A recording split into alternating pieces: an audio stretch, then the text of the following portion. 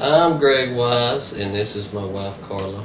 And Pastor Dusty had asked me to share a little bit of my testimony.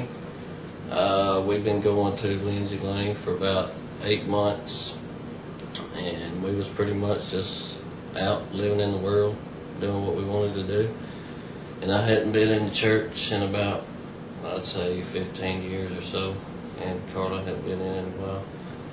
And we just decided that we was going to try to get back in church, and we had some relatives at Lindsay Lane, and we decided to go up there one Sunday. And we went, and I did not like it. I thought it was too big, too many people, didn't like the music. I was used to a small, couple hundred people maybe, reading hymnals, singing I'll Fly Away.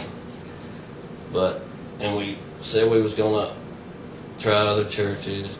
We kept going back to Lindsay Lane, and it just started growing on us. And we just went Sunday after Sunday, and we started liking it, started liking the music. We'd go on Wednesday night, and one Wednesday night there was a guy preaching, I don't remember his name. He was preaching every believer's a witness. And it really witnessed to us, so I grabbed a lot of gospel tracks when we left, some football tracks, NASCAR tracks, and decided, I'd maybe try to hand some of these out or something. Well, I got up Friday morning and I put my big Jesus shirt on. I decided that I was going to let everybody know. And it says Jesus real big. You could see me coming from a mile away. And I got to work. I seen the tracks laying on the seat, so I picked a couple of them up, and I said, I'm going to give these out today. So I went in, and I was nervous, and the Lord kept telling me the same guy over and over. I'd worked with the same guy for about 4 years, and we had cussed it up, sinned it up, talking about NASCAR, real good friends. But he had known my life was changing. And the Lord told me to give him his track. So I said, as soon as he comes out, we're going to cross paths, and I'm going to give it to him. So he come out, and I said, hey, buddy, you may want to take this as a NASCAR track, read it, and, it might help you out a little bit. And he opened it up, thinking it was some NASCAR stuff. And when he started seeing the scriptures and whatnot, he just handed it back to me and said, I don't need that. And I was devastated. It wasn't like a minute later I turned around and there was this lady standing right behind me, and I knew Jesus in her. And she said, Greg, I'd like to tell you something. And I said, what's that? And she said, I'm proud of you for what you're doing. And I said, what? She said, wearing that shirt and telling people that God's changed your life.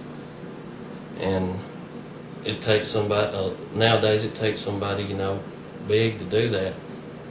And it was all I could do to keep from crying, because I knew the Lord sent her. And he just told me, Greg, you just be obedient, do what I ask you to do, and I'm going to bless you.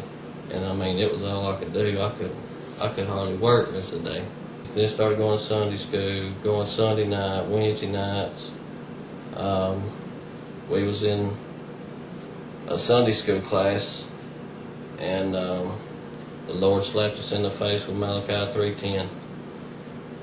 And so we got out of church, and on the way home I was like, when are we going to start writing this check for 10%?